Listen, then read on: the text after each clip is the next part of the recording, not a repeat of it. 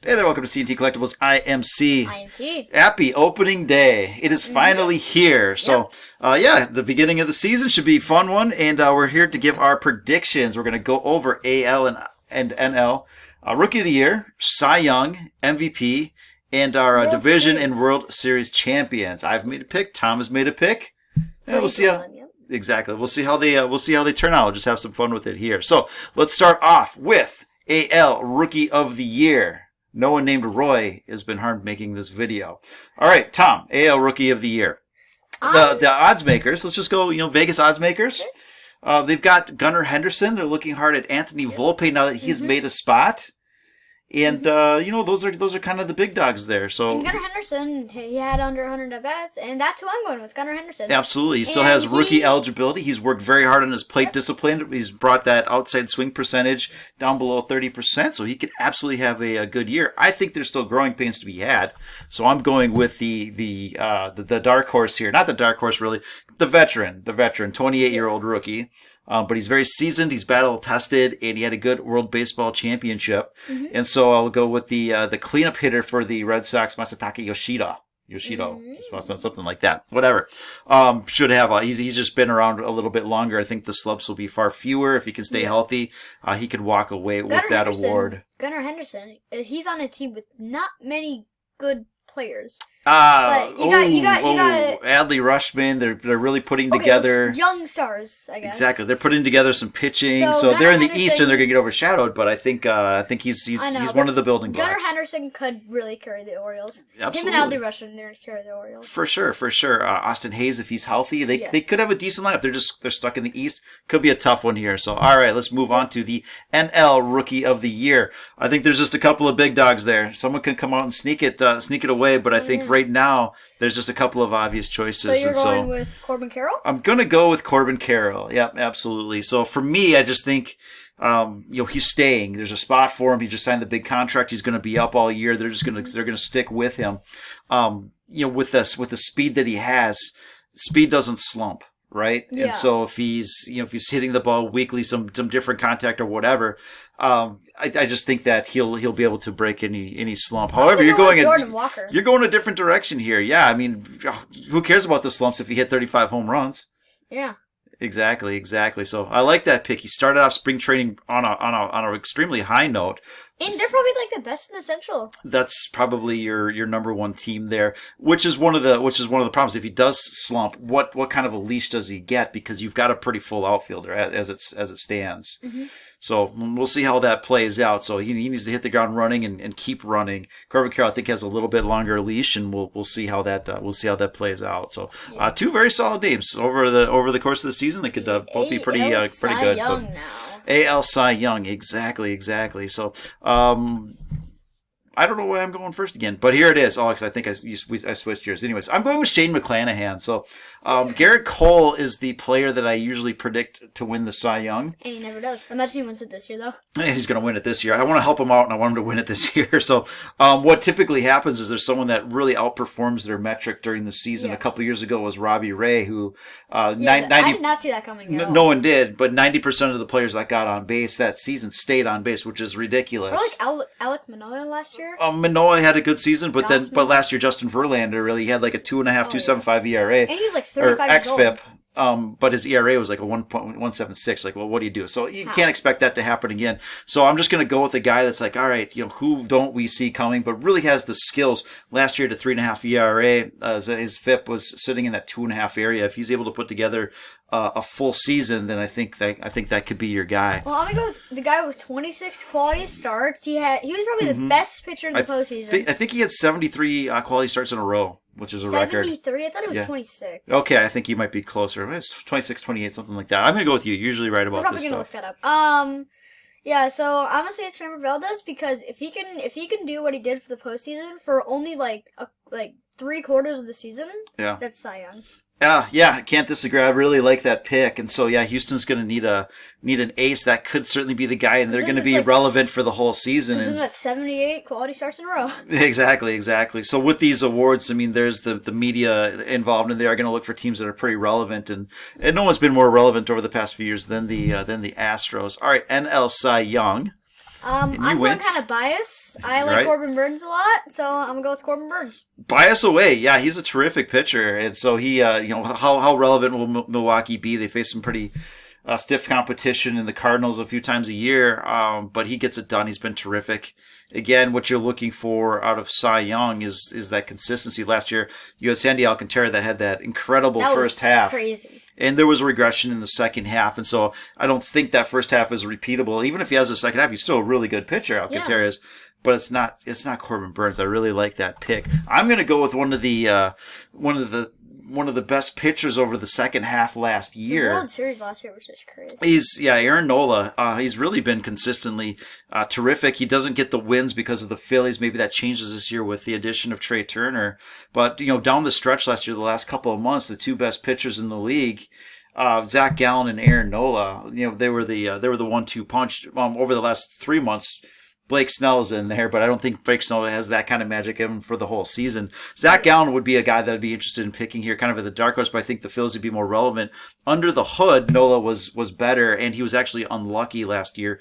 Opponents were hitting .306 and batting average and balls in play against him, and the left on base percentage was 73%, and so 73% of the players that got on base stayed there, and you'd like to see that number closer to 75 or 80%. So if there's any positive regression for him, then the under the hood numbers will become the overt numbers. And he should win one. He's been terrific for a long time. One of these years, hopefully he wins it, and I'll say maybe it's this year with the Phillies. Yeah. All right. Looking at all right, these are the big ducks here. The MVPs. All right, Most Tom. valuable player. Your pick. Another Astro, Yordan Alvarez. Yeah, that's a good team. Might as well go for it. Is he overrated or underrated or perfectly rated? He's rated. He's rated at this point. A couple of years ago, I feel he's underrated. Last year we said look for him to be a top 3 bat, and top 10 bat, and he was a top 3 bat. How much home runs did he in the postseason? Like 15 home runs? I don't know, but I like the gif or the gif of Yordan Alvarez hitting that moonshot home run he had against Seattle. Oh yeah, that was. And they cut to the Chinese spy balloon exploding. Because he hit the ball. So I thought that was pretty funny. Yeah, it was probably not too far off the truth. That thing was a missile. So I know it was like 460, exactly. 70? So top 3 in the in hitting last year. Judge probably doesn't do. And he had like a 315 average. The caveat here is Shohei Ohtani's probably winning MVP.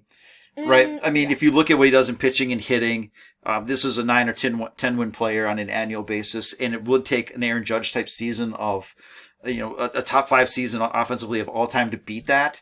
So it's too easy to say Ohtani. So we're just kind of going with who we think. If it's not Ohtani, who do we think it is? But if Aaron Judge has another season like he does, he's going to win it. But unlikely. He's terrific. But if Yordan has a season like he's been having for the last 2 years, and he just gets a little bit better. Absolutely. In any other year, if you take away Ohtani and Judge, which you can't, that was Yordan's year. I mean, he was amazing. He was right with Judge for most of the season. But when you break Roger Maris's record and you hit 315, Yordan's still hitting like 42, 43. Exactly. But when you start breaking all-time records, big records, you're winning the MVP. I don't think Judge does that quite again. And even with that, voters are going to be a little bit hesitant to give it to a guy 2 years in a row. Let's do something incredibly special. I like that pick a lot. A player that this is my homer pick. You have Corbin Burnes. I have Jose Ramirez, one of my favorite players. He's a rival in our division. Why? I understand. You think they're going to make a postseason or something? No, actually, the Twins are projected to right now. Yay. But until Buxton gets hurt, and then that's how it is. So Jose Ramirez is perennially a top 5 MVP candidate. Just such a consistently high level player. One of these years, he's probably going to win it. I think what Cleveland is doing with some of their pitching, Class A, Bieber should have a really nice season. Maybe they make a run and he finally gets the recognition that he deserves. So we shall see. A gold glove like a few years ago? He could have. He's a decent defender, but I mean, he really gets it done with his bat and his wheels. So NL MVP. All right. Let's see. Another homer pick for you, perhaps. And once again, very biased. Very biased. That's fine. We're just having fun here. Once he comes back and he's healthy, him and Juan Soto are gonna knock off, and I think he's gonna win the MVP. Yeah, absolutely. So this is he still has 20 games left on his suspension, so that's only 20 games. That's not insignificant. A lot of players, so Aaron Judge, he was always a top 5 player, but he would miss, a couple weeks during the season. And finally still end up hitting like 37. Exactly, but he didn't win the MVP until he put together the full season. So I think Tatis needs to do a full season, and then maybe that's his year. I like it. I think when he comes in from that point on, Yeah, absolutely MVP type player. He'll be one of the best players in the league, but that 20 games is not insignificant. And so, you may be a little bit premature. I like where he headed. So he's on a team that's going to be relevant for the whole season with Machado and Soto and Hader and that pitching staff. But But I think that 20 games may be enough of a difference, and this guy may win it. Go to Kenya. The best team in the league, the best player on the best team, Ronald Acuna Jr. is my pick here. And so when you look at the Braves as a whole with Austin Riley and Matt Olson, Spencer Strider, Sean Murphy, Acuna just finishes it all. Exactly. Look for him to bounce back from last year. He had to get his feet back under him after surgery. I think he puts it together. Michael Harris and Adam Duvall in the outfield is just crazy, and they're hitting. Absolutely, and so that's gonna rising tide lifts all boats, and none will be higher than Acuna there. So the Braves have the most stacked team. Like first base is good, second base good, shortstop, third base. I know every position. They just sent down Vaughn Grissom. They didn't have a spot for him. It's like, my gosh, what people. The heck? Exactly. What are you doing here? We don't need you, kid. Do they have that good of a team? They must. They must be the next. And so, who's the best player on that kind of a team? That's my MVP. They're going to be the next Dodgers, I'm telling you that. AL pennant. I'm going with the Yankees. I'm going with the Yankees. I hate to do it. I hate to go with the Yankees. Too classic. But when you have Garrett Cole and Rodon, and you've got that bullpen, and you're looking at Judge, Volpe is going to be in there. It's Rizzo. It's going to be the Astros. I know it. Yeah, probably. That's kind of the easy one, but.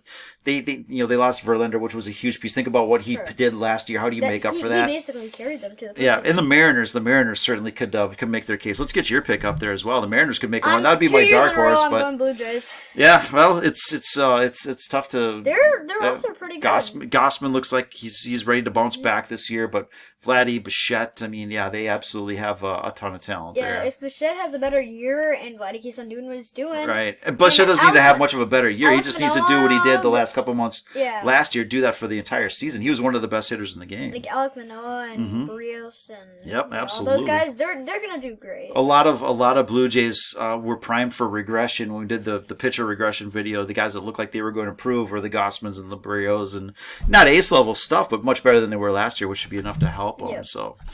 All right, the NL pennant. So, bias again. That's fine. So, yeah, if Tatis is your best player, then why not have him have that team? But when you look at their pitching staff and Machado and Soto and Tatis, it's like, jeez.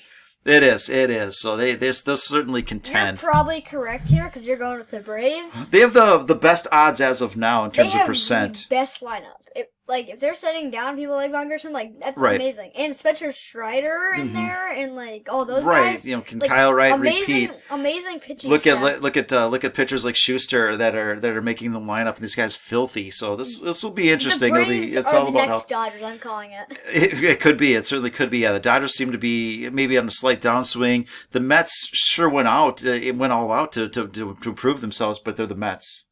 So, got to see them get it. Got to see them do it before I go that route. So, all right, the World Series champs. All right, we'll start with you. So you've got your Friars versus the Blue Jays. I think it's gonna be the Blue Jays because the Blue Jays have a better pitching staff.